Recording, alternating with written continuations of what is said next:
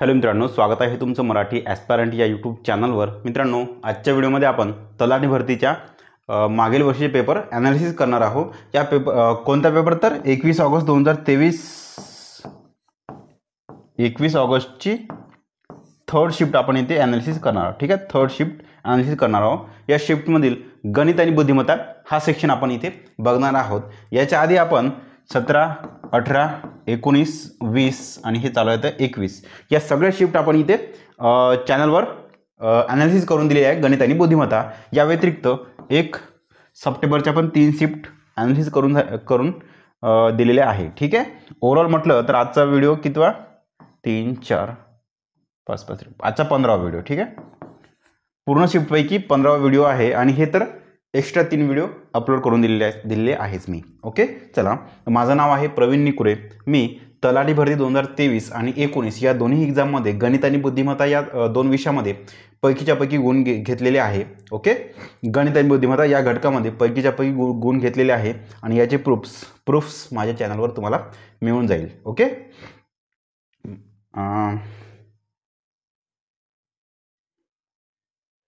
चलो वेळ न गमावता आपण डायरेक्ट आजच्या सेक्शनला सुरुवात करू।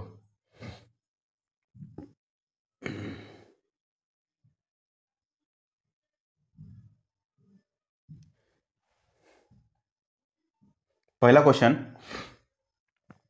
ए आणि बी या 3 तोट्या एक टाकीला 5 तासांत पूर्ण भरतात। मी काय म्हणतो, पहिली तोटी प्लस दुसरी तोटी प्लस तिसरी तोटी हे तिन्ही पण तोट्या एक पूर्ण टाकी 5 तासामध्ये भरतात। तोटी सीच्या प्रवाहाचा वेग बीच्या दुप्पट आहे आणि बीच्या प्रवाहाचा वेग एच्या दुप्पट आहे। इथे लिहा ए, बी आणि सी। ठीक आहे, क्षमता म्हणजे प्रवाहाचा वेग जो की इथं या बाजूला आपण देत असतो।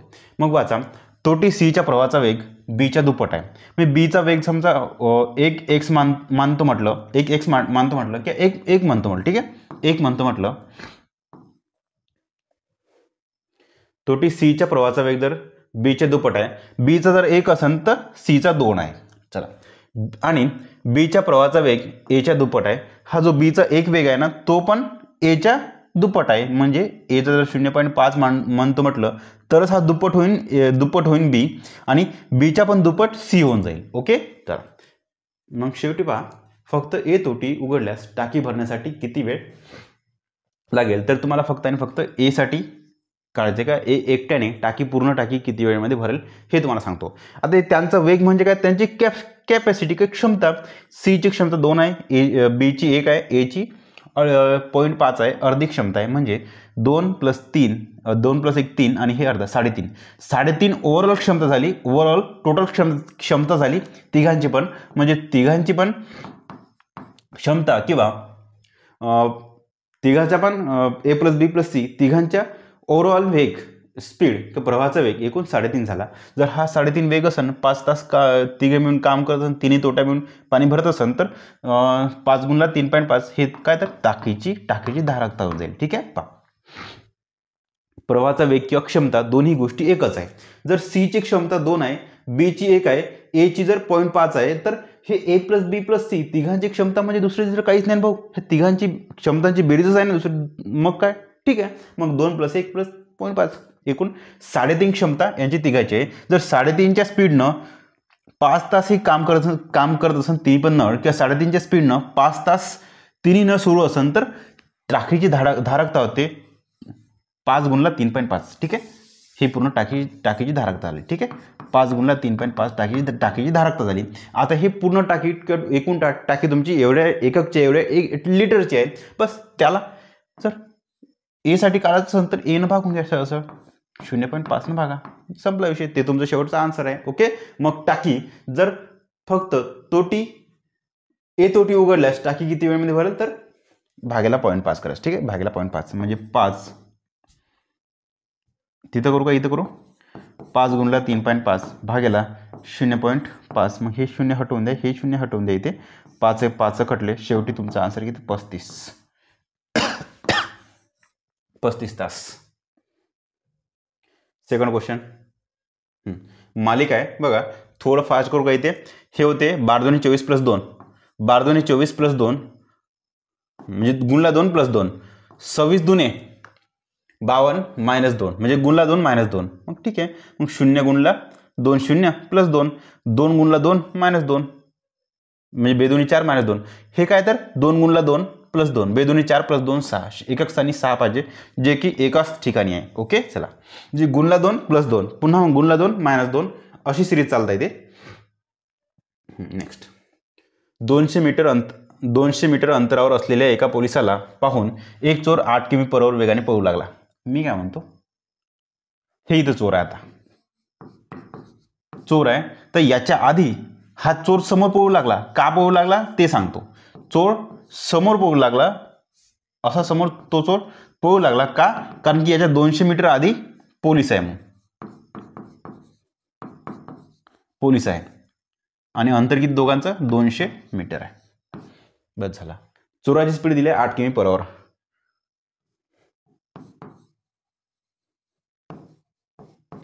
चोर त्याची स्पीड आहे 8 किमी/h. ओके, पोलीस 9 किमी/h वेगाने त्याचा ताबडतोब पाठलाग करतो आणि चोराला पकडतो. पोलिसाची स्पीड दिली आहे 9 किमी/h.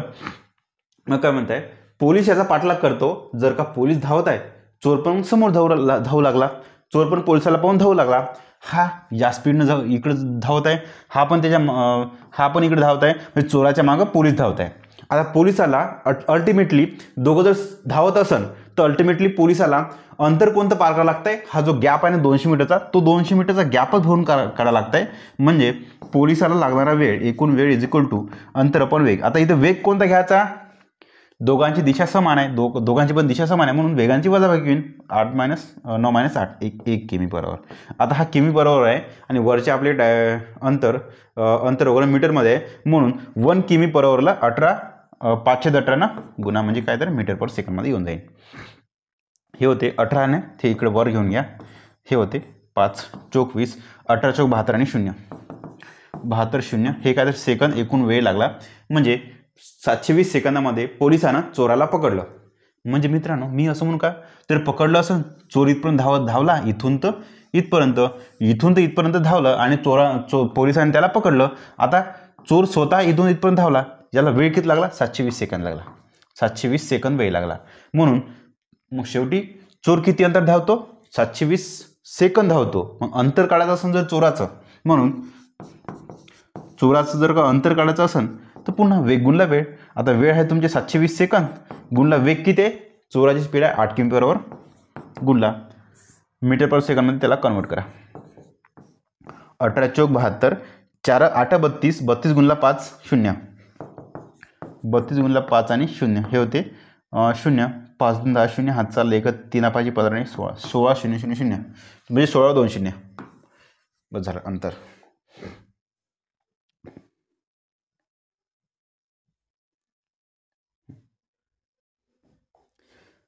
जी 7 5 12. ठीक आहे, 5चा फरक आहे. वाय आणि 5 होते का, डी म्हणजे किती होते हो, वाय म्हणजे 25 आणि डी म्हणजे 30. 5चा फरक आहे ना, हो 5चा फरक आहे ना, कारण 25 आणि डी म्हणजे 5. कारण बघा 27 म्हणजे ए होते, मग 28 29 30, 30 म्हणजे बी सी डी. ठीक आहे, 30 म्हणजे डी. ए म्हणजे 13, आर म्हणजे 18, 13 आणि 5 18, म्हणजे इथं 5चा फरक आहे, इथं 5चा फरक आहे. ऑब्विसली सगळीकडे जवळपास 5 फरक आहे. 9 हां, इथं 9 आहे आणि इथं 15 आहे. 9 आणि 6 15, हे 6चा फरक आहे, म्हणून हे कटते. कारण की 5 ऑलरेडी 2 ठिकाणी 5चा फरक असेल, इकडे 6चा फरक असेल, तर ऑब्विसली हे कटणार आहे. कारण की 2 ठिकाणी 2 ठिकाणी सेम कॉम्बिनेशन लागलं म्हणजे ते कॉम्बिनेशन योग्य आहे, हे चुकीचं आहे. मग यू आणि ए दोघांमध्ये 5चा फरक दिसतंय का दूरपर्यंत, यू म्हणजे 21, ए म्हणजे होते 27, 6चा फरक आहे, म्हणून हे कटलं. आता फक्त ए आणि बी दोघांमध्ये कंपॅरिझन करा. मी म्हणतो एच म्हणजे 8 होते, एम म्हणजे 13 होते, 8 5 13, 5चा फरक आहे. एन आणि हे 14 आणि 20, 6चा फरक आहे, कॅन्सल. आन्सर तुमचं 2. ठीक आहे, नेक्स्ट 5वा क्वेश्चन. 275 ही छापील किंमत असलेली एक वस्तू 5% सवलतीने विकली. मी काय म्हणतो, 275 छापील किंमत आहे, तिला 5% सवलत दिली. सवलत कोणावर लागते? छापील किंमतीवर लागते. म्हणून ती वस्तू छापील किंमतीच्या 100वरून झाली 95ची, कारण की 5% सवलत दिली म्हणजे 95 झाली. विक्रेत्याला तरी देखील 4.5% नफा होतो. ओके, तरी 4.5% नफा होत आहे, म्हणजे याचा अर्थ हे प्राईस जे आहे ना 104% असेल का, म्हणून भागीला 104%, 104.5%, हे काय तर भागीला 104% म्हणजे भागीला केलं आणि वर काय 100. का? कारण तिच्या शेवटी 100% काढायचे म्हणून. तर त्यासाठी त्याने किती देय दिले हेच तुम्हाला काढायचं आहे. बस झालं, दुसरं काय म्हणजे हेच नाही आहे. 275 एवढे तुम्ही काढून टाका कार्यक्रम. हे असं करा, हे असं करा, हा पॉईंट इकडं हटवून द्या आणि इकडं 0 वाढवून द्या. मग तुम्हाला अल्टिमेटली काय आता करायचं आहे 275 19 5 95, इथं 5 भाग जाते, 19 माहीत नाही होती, 19 0 5 भाग जाते, 5 2 10 0 5 9 45, 19 आणि याचा काही भाग जाते का? 0 जागा ठेवा. 19 10 190 आणि 19 गुणला 11 आहे बरोबर. शेवटी तिथे 1 0 आहे बरं एक्स्ट्रा. 11 आणि इथे भागा, 11 2 22, 5 उरले 11 5 55 आणि हे 0 म्हणजे 0 वाला 250 तुमचा आन्सर आहे. ठीक आहे, 250. डेव्हिडचे वजन रॉबिनपेक्षा 4.15 kg कमी आहे. मी काय म्हणतो, डेव्हिडचे वजन is equal to Robin minus 4.15. समजलं इथपर्यंत?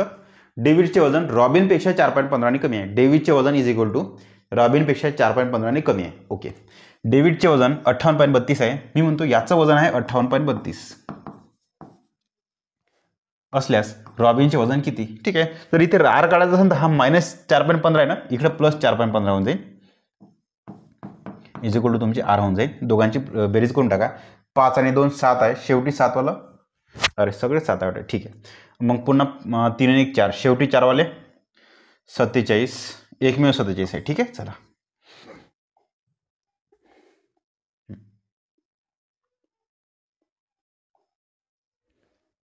नेक्स्ट. एका गावाची लोकसंख्या दरवर्षी 10% वाढते. जर 2 वर्षापूर्वी तेथील लोकसंख्या 10,000 होती तर सध्याची लोकसंख्या किती? काय म्हणतात, 2 वर्षापूर्वी त्यांची लोकसंख्या होती 10,000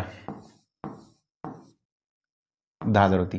इथून पहिल्या वर्षी वाढली 10%, म्हणजे ती 10वरून 11 झाली किंवा 100वरून 110 झाली. सारखंच आहे, 0 0 कटल्यावर ती 10वरून 11 होते, कारण की 10% रेट आहे म्हणून 100वरून ती 110 झाली. पुढच्या वर्षी पुन्हा 100वरून 110 झाली, शॉर्टमध्ये लिहितो. ओके, आणि त्याच्यानंतर हे पहिल्या वर्षी झाली, पुन्हा दुसऱ्या वर्षी झाली, आणि दुसऱ्या वर्षी जो कार्यक्रम झाला तोच म्हणजे फायनल तुमची लोकसंख्या होत आहे, जी की तुमची आजची होत आहे. ओके, इथून जर का 2 वर्ष आधीपासून इथून सुरुवात केली आपण, 2 वर्ष आधीपासून आणखी एक वर्ष समोर आलो, आणखी 1 वर्ष समोर आलो, आणि लगातार एक एक वर्ष समोर येणं म्हणजेच काय तर फायनली आज येणं आहे. ओके, मग तुमचा आन्सर तिथे राहील. तर सध्याची लोकसंख्या तुमची, आजची लोकसंख्या तुमची हे राहील. इथे काय तुम्ही 11चा वर्ग 121, 1 2 1, 0 कटला 0 कटला 3 0, सॉरी, आणि 1 आणि 2 0 कटले. हो, 1 2 1 2 0. ठीक आहे, एकमेव ऑप्शन आहे 1 2 1 वाला. 2 0 कळायची गरज नाही तुम्हाला. बघा, एचा अर्थ गुणाकार आहे. ठीक आहे, परिणामी 215 झाले पाहिजे. ऑप्शन आता पहिल्यापासूनच घेऊ, 215 झाले. आणि हां मित्रांनो, आता हे दिलेलं आहे म्हणून नाही तर तुम्हाला सगळे इथं काढायला लागणार आहे. ठीक आहे, काढायला लागले असते आपल्याला, म्हणजे ऑप्शन जर पहिलं आपला आन्सर बरोबर आला असतं तर ठीक होतं, नाही तर मग सगळे आपल्याला काढायला लागले असते. एक्झाममध्ये हा क्वेश्चन सर्वात शेवटी घ्यायचा. ओके, कारण की तुम्हाला इथे ऑप्शन सगळं डायरेक्टच टिक करून दिलं आहे, त्यामुळे तेवढं काय आपल्याला हे त्यामुळे म्हणजे डायरेक्टच आपल्याला पहिल्याला लावता येत आहे, नाहीतर मग तुम्हाला तर नसतं आणि आन्सर हे नसतं तर सगळे तुम्हाला इथे काढायला लागले असते. ओके, चला 55 A3 C40, 55 A3, 55 A3 C40, 55 A3 C40, B4 D60, B4 D60 आणि इज इक्वल टू तुमची येत आहे 215. 4 4 कटले, तिथे 10 राहिले, इथे होते 55 त्रिक आहे. ठीक आहे, 55 त्रिक म्हणजे होते 150 त्रिक 50 त्रिक 150, 165, हे -10 आहे, -10 आणि हे किती +60 म्हणजे मायनसचे किती 50 ना. एक मिनिट काही चुकलंय का आपलं इथे. 100 10 गेले +60 +55 50 बरोबर ना. 60मधून हे -10 गेले 50 राहिले. 165 + 50 होत आहे का. 5 16 5 21. Yes right 215. Option number 1. Okay option number 1 एकदम इझी क्वेश्चन. 2 दुने 4 पहा अशा कंडिशनमध्ये हे पहिलं भागेला आणायचे. ओके बाकी नंतर कार्यक्रम करायचा. 2 दुने 4 5 दुने 10 10 2 12. जस्ट सेकंदामध्ये आन्सर काढता येते असे गणित राहते काही काही. हां याला सॉल्व करा. आता बघा ए चा घन प्लस बी चा घन पुन्हा इथे ए चा घन दिसत आहे आणि इथे 2b चा. याला मित्रांनो बघा इथून 2 कॉमन वगैरे घेऊन आपल्याला करता येते. 2 कॉमन वगैरे घेऊन करता येते परंतु त्यापेक्षा सरळ सोपी आकडे आहे डायरेक्ट लावून द्या. 0.1 चा घन म्हणजे होते 0. फक्त वरचं पाहून घेऊ पहिलं. इथं लिहू का 0.1 चा घन म्हणजे 0.001. ओके पहा 1 चा घन 1 लिहिला आणि 3 स्थळांतर पॉईंट दिसत आहे. 1 2 3 स्थळांतर पॉईंट दिसत आहे म्हणून 3 स्थळांतर आपण पॉईंट दिले. त्यानंतर येते 2 चा घन 8 होते परंतु 1 2 3 4 5 6 स्थळांतर पॉईंट पाहिजे. 0.1 2 3 4 5 6 जमले ते विषय खल्लास तुमचा. 0.001 008 हे तुमचं वरचा आन्सर झाला. आता खालचा आन्सर काय 2 चा घन पुन्हा हे 8 येते 0.008 पॉईंट घ्या इथे. 4 चौक 16 16 चौक 64 0.00 00 1 2 4 5 6 ठीक आहे 0.08064 बरोबर आहे ना. बस आता बस काय तर हे ह्या वरच्याचा आन्सर तुमचं हे आहे आणि खालच्याचा आन्सर तुमचं हे आहे. दोन्हींचं एकमेकाची वजाबाकी भागाकार करून घ्या. वर येते 0.001008 आणि खाली येते 0.008064 8064 ठीक आहे. आता पहा वर 6 स्थळांतर पॉईंट आहे खाली पण 6 स्थळांतर पॉईंट आहे म्हणून हे पॉईंट सगळे हटवून द्या. ओके पॉईंट हटवून द्या. पॉईंट हटले का कारण की वर पण 6 स्थळांतर पॉईंट आहे आणि खाली पण 6 स्थळांतर पॉईंट आहे. मग अल्टिमेटली तुमचा आन्सर शेवटी तुमचं राहते. आणि याला भागन काय ना इथे किती बघा 8 8 64 1 8 1 8 1 आणि खाली 8 1/8 आणि 1/8 म्हणजे होते मित्रांनो 0.125. ओके पहा 1/8 गुणला 100 म्हणजे तुम्हाला माहित आहे हे होते 12.5. ओके पहा आपण गुणला 100 केले होते पुन्हा भागीला 100 करा म्हणजे तुमचे काय 0.125 ठीक आहे. 1/8 म्हणजे होते 0.125 किंवा डायरेक्ट भाग देऊन द्या तुमचा आन्सर तुमचं येऊन जाते. गटात बसणारी जोडी पहा ओ म्हणजे 15 के म्हणजे 11 11 4 15 सी म्हणजे 3 वाय म्हणजे किती ते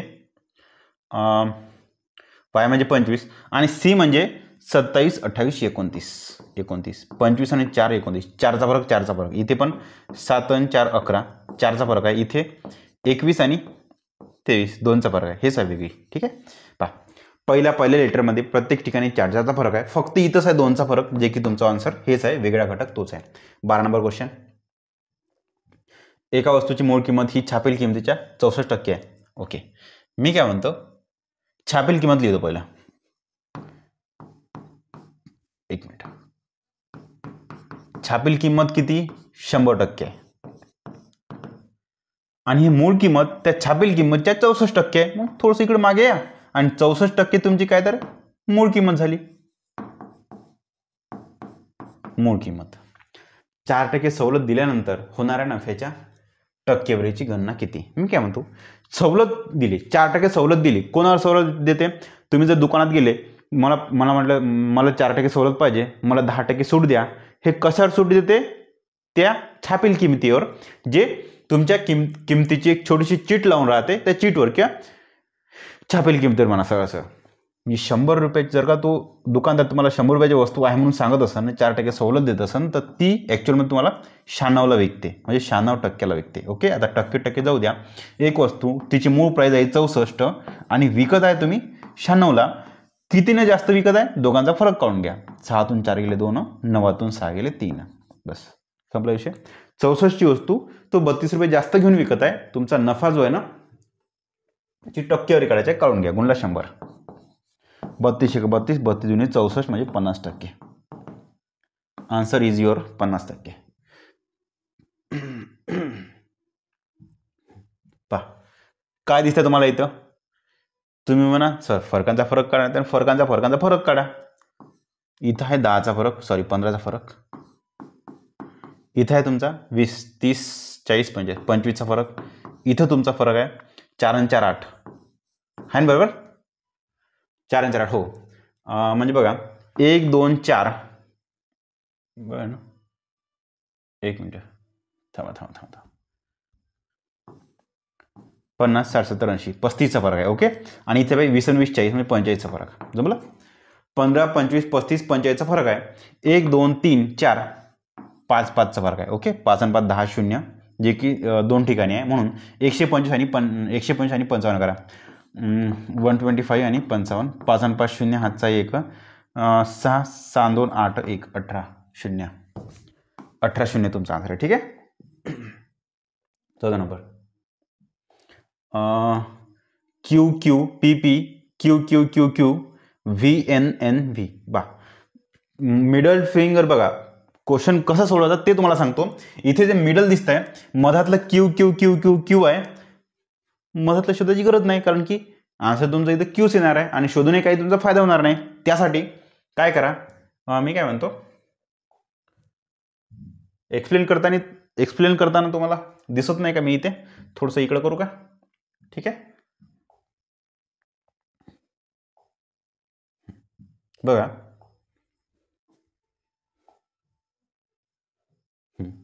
जमलं. आता मधातलं शोधायची काही गरज नाही, कारण की शोधूनही तुमचा टाइम वेस्ट होते. म्हणून एक तर आधी शोधा किंवा शेवटचं शोधा. मी शोधतो शेवटचं. हे OICW. O म्हणजे 15 होते, I म्हणजे 9 होते, C म्हणजे 3 होते, W म्हणजे 23 होते. आता बघा जे सोपे आहे तो फरक पाहिजे. ह्या दोघांमध्ये फरक किती आहे, 3 आणि 6 9. 9 आणि 6 15. ऑब्विसली इथं पण 6चा फरक असणार. शेवटचं लेटर पाहता इथं काय ठेवू की +6 केले म्हणजे तुमचे 23 येते. तुम्ही म्हणा सर इथं 17 ठेवा, आणि 17 म्हणजे तुमचा होते क्यू. शेवटी क्यू पाहिजे. इथं आहे क्यू, इथं आहे क्यू, इथं PI कॅन्सल करा, इथं PI कॅन्सल करा. आता सुरुवातचं शोधा. काय तर सुरुवातीला म्हणा सर इथं 12 म्हणजे L होते, H म्हणजे 8 होते, D म्हणजे 4 होते, Z म्हणजे 26 होते. ओके, पहा 4 आणि 4 8, 8 आणि 4 12. मग इथे किती ठेवू सर, इथं 22 ठेवा, म्हणजे 22 आणि 4 26 होते. 22 म्हणजे V होते, आणि V म्हणजे इथं N आहे, कटला V आहे, बरोबर आहे. 15 नंबर क्वेश्चन. एका दिसतंय तिकडे, 1 मिनिट.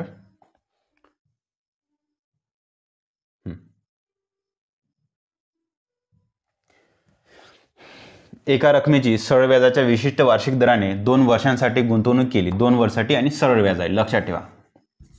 सध्याच्या दरापेक्षा 2% जास्त दराने गुंतवणूक केली असती तर 2 वर्षात जमा होणारे सरळ व्याज 240 अधिक झाले असते, तर गुंतवलेली रक्कम किती. पहा क्वेश्चन काय म्हणतो की सरळ व्याजाने 2 वर्षासाठी एक रक्कम गुंतवत आहे. जर सध्याचा दर घेत आहे त्याच्यापेक्षा 2% दर जास्त घेतला असता, 2% जास्त घेतला असता, तर ह्या 2 वर्षामध्ये 240 रुपये जास्त भेटले असते. ओके, तर ती रक्कम किती. मी काय म्हणतो, बाकीचं जाऊ द्या. 2% मी रेट जास्त घेतले पहिल्या वर्षासाठी. आता 2 वर्ष आहे ना, म्हणून प्लस दुसऱ्या वर्षी पण 2% जास्त झाले असते ना. अशी एकूण माझी रक्कम 4% जास्त झाली असती. 4% जास्त झाली असती. आता म्हणजे बघा, व्याजदर व्याज म्हणजे मी जे आधी व्याज घेतलं असतं आणि हे 2% जास्त व्याजदर घेऊन व्याज घेतलं असतं तर 2 वर्षामध्ये माझे पहिल्या वर्षी 2% वाढले असते, दुसऱ्या वर्षी 2% वाढलं असतं व्याज, असे एकूण 2 वर्षामध्ये माझं 4% व्याज वाढलं असतं. आता हे मी काढलं 4% वाढलं व्याज, त्यांनी ॲक्च्युअलमध्ये डाटा दिला आहे, त्यांनी ॲक्च्युअलमध्ये डायरेक्ट डाटा दिला आहे, जे की आमचे म्हणताय 240 रुपये एक्स्ट्रा 240 रुपये अधिक झाले असते. ओके, अधिक झाले असते तर ठीक आहे ना. मग त्यांनी डायरेक्ट डाटा दिला आणि मी टक्क्यामध्ये काढले. ह्या दोन्ही किमती सेमच असेल ना, अल्टिमेटली त्याचा अर्थ ते दोन्हीचा एकच होत आहे का. मला 4% जास्त भेटले असते म्हणतो मी, इकडे 240 जास्त भेटले असते म्हणताय, म्हणजे याचा अर्थ 4% बरोबर हे आहे. तर तुम्हाला काय काढायचं तर तुम्हाला गुंतवलेली रक्कम किंवा मुद्दल काढायचं आहे, तुम्हाला 100% काढायचं आहे. याला 25 न गुणा, 25 चोक 100 झाले, हे भेटले 100%. जसं इकडं कार्यक्रम 25 न गुणला तसंच कार्यक्रम याच्यासोबत करा, गुणला 25 करा. आन्सर तुमचं 25 गुणला 24 0, 25 गुणला 24 0, जे की तुमचं येणार आहे, गुणाकार कराच लागेल का 0, 25 चोक 100चे 0 हातचे आले 10, 25 50 60, 6000. ऑप्शन नंबर बी 6000. 16 नंबर क्वेश्चन. पहा इथं काय काय होईल आता. एन म्हणजे 14, एस म्हणजे किती 19 ना, 5 का हो 5 आणि 4 9, 5चा फरक आहे. एफ म्हणजे 6 आहे, जे म्हणजे 10 आहे, 6 आणि 4 10 आहे म्हणजे कटलं, कारण की फरक 5चा पाहिजे. के म्हणजे 11, ओ म्हणजे 15, 4चा फरक आहे, हे पण कटलं. हो 5 आणि 4 9 हो. यू म्हणजे 21, 25 म्हणजे वाय म्हणजे 25, इथे पण 4चा फरक आहे. ऑब्व्हियसली तिन्ही पण कटले, तिन्ही पण जर कटले तर हे तुमचं ऑब्व्हियसली तुमचा आन्सर तेच राहणार. ठीक आहे, चला 3 कटले तर शेवटचं तुमचा आन्सर. येथे अशी किती चिन्हे आहेत ज्यांपैकी प्रत्येकाच्या ताबडतोब आधी एक स्वर आहे. अशी किती चिन्ह आहे की ज्याच्यात ताबडतोब आधी एक स्वर आहे,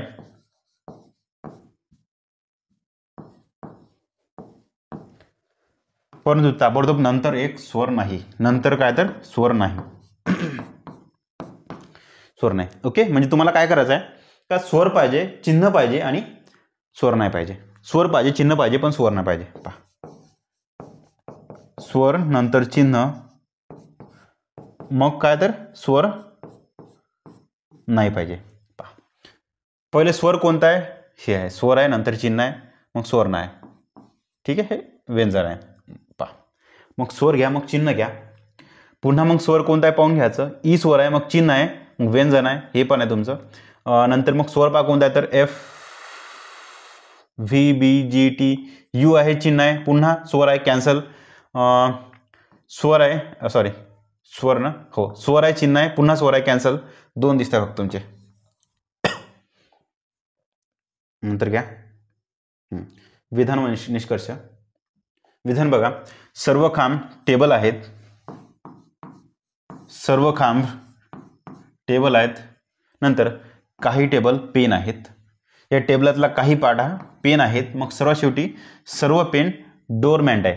जे पेन आहे ना ते सर्व तुमचे काय तर डोरमॅट आहे, डोरमॅट. ठीक आहे, डोरमॅट. जमले इथपर्यंत. नेक्स्ट निष्कर्ष पहा बघा, सर्व काही सर्व. ओके, मग काही डोरमॅट टेबल आहेत का पाहून घेऊ. डोरमॅटला काही पार्ट टेबल आहे, म्हणजे याचा अर्थ पहिलं विधान बरोबर आहे. काही टेबल खांब आहेत का, टेबलचा काही पार्ट खांबमध्ये आहे, याचा अर्थ हे पण वाक्य तुमचं बरोबर आहे. दोन्ही पण तर्कसंगत आहे, 1 किंवा 2 दोन्ही निष्कर्ष तर्कसंगत आहे. ठीक आहे, ॲक्च्युअली हे 1 आणि 2, 1 अँड 2 पाहिजे, 1 अँड 2 पाहिजे. त्याला अँडचं चिन्ह कसं काढते रो, विसरलो का मी, कसं काढते रो, हां अँड.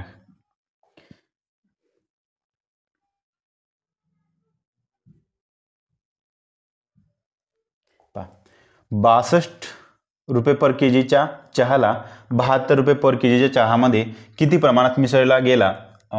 72 रुपये पर केजीच्या चहाला पुन्हा वाचतो, 72 रुपये पर केजीच्या चहाला, सॉरी गले में खराश, विक्स की गोली लो, हिचके दूर करो. 62 रुपये पर केजीच्या चहाला 72 रुपये पर केजीच्या चहामध्ये किती प्रमाणात मिसळला गेला. अरे थोडंसं पार टायपिंग मिस्टेक वगैरे थोडंफार तुम्हाला वाटू शकते इथे, कारण की शब्दरचनेमध्ये चहामध्ये किती प्रमाणात. ठीक आहे ना, काय हरकत नाही. पहा वाक्य पुन्हा वाचतो. आता हे थोडं टायपिंग प्रिंटिंग मिस्टेक किंवा टायपिंग मिस्टेक आहे, थोडंफार मागे पुढे शब्दरचना वाटत आहे, त्याला करेक्ट करतो. 62 रुपये पर केजीच्या चहाला 72 रुपये पर केजीच्या चहामध्ये किती प्रमाणात मिसळले गेले किंवा मिसळला गेला. जेणेकरून मिश्रणाची किंमत 64.5 रुपये पर के जी होईल. ठीक आहे, याला काही टेन्शन घ्यायचं नाही. हे तुम्ही एक मिक्सचर आणि एलिगेशन तुम्ही ऐकलं असेल ना. ओके, म्हणजे मी तुम्हाला शिकवून पण दिलं आहे फ्रीमध्ये आणि यूट्यूबर आणि पेडमध्ये पण. काही काळजी करू नका, फ्रीमध्ये पण आहे आपल्या आणि यूट्यूबवर पण आहे. मग हे असं करा, हे असं करा. ह्या दोघांचा फरक तुमचा इथं लिहा आणि ह्या दोघांचा फरक तुमचा इथं लिहा. आणि तरी नसेल समजलं तर मी करून दाखवतो. 62 आणि 64.5 दोघांचा फरक आहे मित्रांनो 2.5, जो की तुम्ही इथं लिहा. ओके, बघा हा जो फरक आहे तुम्ही तो इथं लिहा बस. आता हो जो फरक आहे, ह्या दोघांचा फरक आहे 72 आणि 64.5चा फरक तो इथं लिहा. जे होते 0.5 ते येणारच आहे तुमचे, 0.5 तुमचे येणारच आहे इथे. 0.5 यात ॲड करा. 65 आणि 7.5 बरोबर आहे ना. बरोबर, ह्या दोघांचा फरक इथं लिहा आणि नंतर ह्या दोघांचा फरक इथं लिहा बस. 7.5 गुणोत्तरामध्ये 2.5 तुमचा आन्सर येते. 25 1 25 25 3 75 3 असं एक तुमचा आन्सर. ठीक आहे, कोणत्या प्रमाणामध्ये 3 असं एक प्रमाणामध्ये विसरलं पाहिजे. एक पुन्हा ज्यांना कोणाला ह्या भाषेत नसून समजेल त्यांनी सहसर काय नाही करा, हे सहसर लिहून घ्या.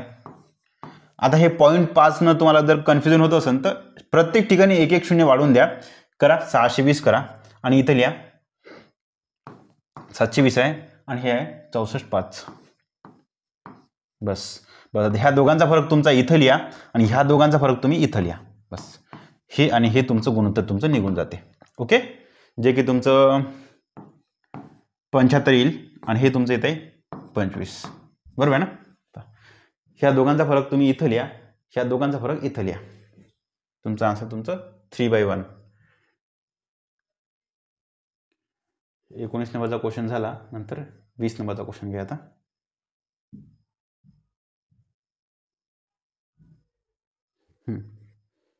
क्वेश्चन बघा.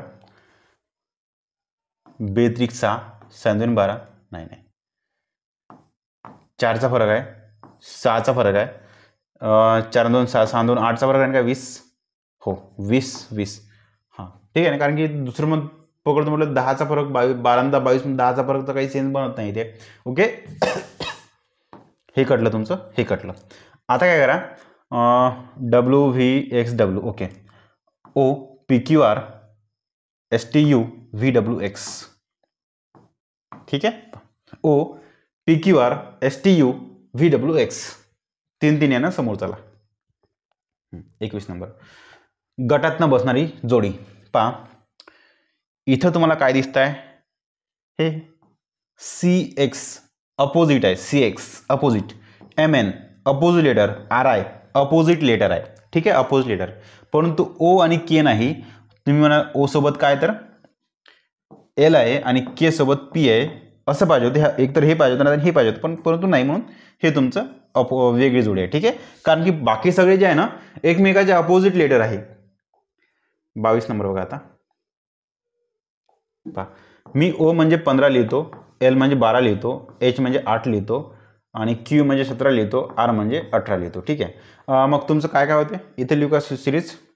18तून 1 गेला, पुन्हा 2 गेले, पुन्हा 3 गेले, पुन्हा 4 गेले, मग 5 काढून टाका. किती होते C. ठीक आहे, -5 4 3 2 1 कसं काय सिरीज येते अशी. ठीक आहे, -1 2 3 4 5 अशी सिरीज आहे याच्या आधीची. एक व्यक्ती 20 मीटर पर मिनिट या वेगाने 100 मिनिटे प्रवास करतो आणि 70 मीटर पर मिनिट या वेगाने 50 मिनिटे प्रवास करतो, तर त्याचा सरासरी वेग किती. पहा, सरासरी वेग बरोबर तुम्ही एक सूत्र लिहून घ्या. सरासरी वेग इज इक्वल टू एक सूत्र लिहून घ्या. काय तर एकूण अंतर, एकूण कापलेले अंतर अपॉन लागणारा वेळ. ठीक आहे, पहा, एकूण कापलेले अंतर अपॉन लागणारा वेळ. आता एकूण कापलेले अंतर पाहू आपण. त्यांनी 20च्या स्पीडनं 100 मिनिटे प्रवास केला. वेग गुणला वेळ इज इक्वल टू अंतर. वेग गुणला वेळ इज इक्वल टू अंतर. हे पहिल्यावाला अंतर प्लस दुसऱ्यावाला अंतर. 70 पर मिनिटच्या स्पीडनं 50 मिनिटे प्रवास केला. हे तुमचा बघा.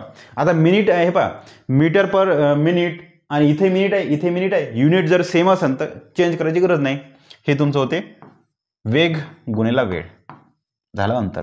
इकडलं अंतर प्लस तिकडलं अंतर अपॉन तुम्हाला काय सांगितलं, तुम्हाला काढायचा आहे वेग काढायचा आहे, सरासरी वेग काढायचा आहे म्हणून अंतर अपॉन वेळ पाहिजे. आणि वेळ कोणता मग तुमचा, पहिल्या वेळेस 100 मिनिटं लागले, दुसऱ्या वेळेस 50 मिनिट लागले. एकूण किती, 100 प्लस 50 मिनिटं, एकूण तुम्हाला 150 मिनिटं लागले इथे. बस आता काढून घ्या ना. हे होते, मी काय म्हणतो, 1-0 काढला, 1-0 काढला, 1-0 काढला. जमलीपर्यंत आणखी काही कट्टे का पाहून घ्या. मी आणखी 1-0 काढतो, आणखी 1-0 काढतो, आणखी 1-0 काढतो. आणखी काही कट्टे का पाहून घ्या. मग सर 5 पण जाते. 5 कटला, 5 कटला, 5 चौक 20, 7 आणि 4 11 का. एक मिनिट थोडं काही चुकलं का आपलं, थोडं काही चुकलं का. अरे हा, थांबा. हां, डबल 0 कटायला नव्हतं पाहिजे, कारण की इथे 0 नाही तो, म्हणून थोडं आपण इथे आता डबल लिहितो मी इथे, कारण की सगळं तुम्हाला हे झालं असेल. पहिल्या कंडिशनमध्ये 20च्या स्पीडने त्याने 100 मिनिटं प्रवास केला, म्हणजे वेग गुणला वेळ इज इक्वल टू अंतर. हे पहिल्या याचं अंतर झालं, हे एवढ्या कार्यक्रमातलं अंतर झालं.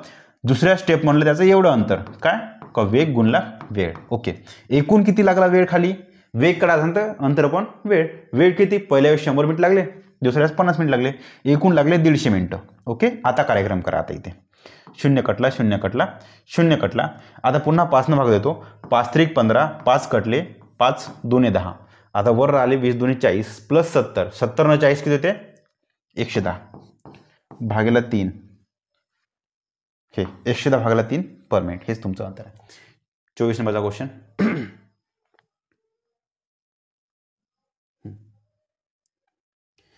ए हा दिवसाचे 8 तास काम करून एका कामाला 12 दिवसात पूर्ण करतो. ए काय काम का करतो, हे तास म्हणजे टी लिहितो आणि डे म्हणजे दिवस लिहितो. दिवसाचे 8 तास काम करून 12 दिवसात काम पूर्ण करतो. ओके, याच्यासाठी काम आहे 12 × 96 होत असेल तर, गुणाकार जर 96 येत असेल तर. बी हा म्हणजे काही गरज नाही ते गुणाकार करायची वाटल्यास. बी हा याच कामाला दिवसाचे 10 तास काम करून 8 दिवसात पूर्ण करतो. हा जो बी आहे ना, दिवसाचे 10 तास काम करून 8 दिवसात पूर्ण कार्य करतो. जर ए आणि बी या दोघांनी मिळून दिवसाचे 8 तास काम केले, मी काय म्हणतो, जर ए प्लस बी दोघांनी मिळून दिवसाचे 8 तास काम केले तर ते किती दिवसात काम पूर्ण करू शकतील, तर ते एकूण किती दिवसामध्ये काम करू शकतील. मी काय म्हणतो, इथं असं काय ठेवू की तुमचा आन्सर येऊन जाईल. तुम्ही म्हणाल, जर एला मी 8 तास काम करून 12 दिवस, एनं 8 तास काम करून 12 दिवसात काम संपवलं, बीनं 10 तास काम करून 8 दिवसात काम संपवलं, मी असं म्हणू का, A into B is equal to B into A. Ultimately answer तर तुमचं तेच राहणार आहे. म्हणजे 10च्या ऐवजी 8 लिहितो आणि या ज्या 8च्या ऐवजी हे जे 8 आहे, 8च्या ऐवजी 10 लिहितो. काय फरक पडेल का. शेवटी तर बी साठी अर्ध्या अंशीच काम असणार आहे ना. ओके, इथं 8 10 लिहा का 10 8 लिहा, गोटे लिहा, शेवटी बी साठी तर अर्ध्या अंशीच एकूण टोटल वर्क राहणार आहे ना. जर एकट्या बीचा विचार करतो म्हटलं तर म्हणून मग लिहा. मग काय करा, 8 तास 10 दिवस काम करणे की 10 तास 8 दिवस काम करणे, शेवटी तो होणार त्याचे 80 तास होणार आहे एकट्यानं काम केलं तर. म्हणून टी 8 तास दिसतंय का इथे. एनं 8 तास काम केलं, बीनं 8 तास काम केलं, ए प्लस बी दोघं मिळून 8 तास काम करत आहे, म्हणजे डेली ते दोघं मिळून 8 तास काम करत आहे. ओके, समजलं इथपर्यंत. म्हणजे मी असं म्हणतो, दिवस मी 8 तासाचा मांडला, आता सगळीकडे सेमच आहे. मग एला 12 दिवस लागत आहे, बीला 10 दिवस लागत आहे, ए प्लस बीला किती दिवस लागत आहे, सेम याच्या आधी सारखंच करा ना. मग ए इज इक्वल टू 12 दिवस, बी इज इक्वल टू 10 दिवस, तर ए प्लस बी बरोबर किती दिवस, सेम असंच आहे ना. 12 × 120 किंवा 60 जर मी लसाई घेतो म्हटलं तर हे होते 12 × 5 = 60, 10 × 60. ओके, मग दोघांची पण क्षमता किती झाली, 6 × 5 = 11. बस 11 नेला बघा, ते तुमचा आन्सर आहे. ते 60/11 म्हणजे हे ना, 11 × 5 = 55, 5/11. 11 × 5 = 55, 5/11. ठीक आहे, तेच आहे जे की आपण इथं जर ठेवले, आपण इथं ठेवले 5 × 5/11, जर तुमचा आन्सर तुमचं 60 येते. ओके, गुणला 11 केलं तर.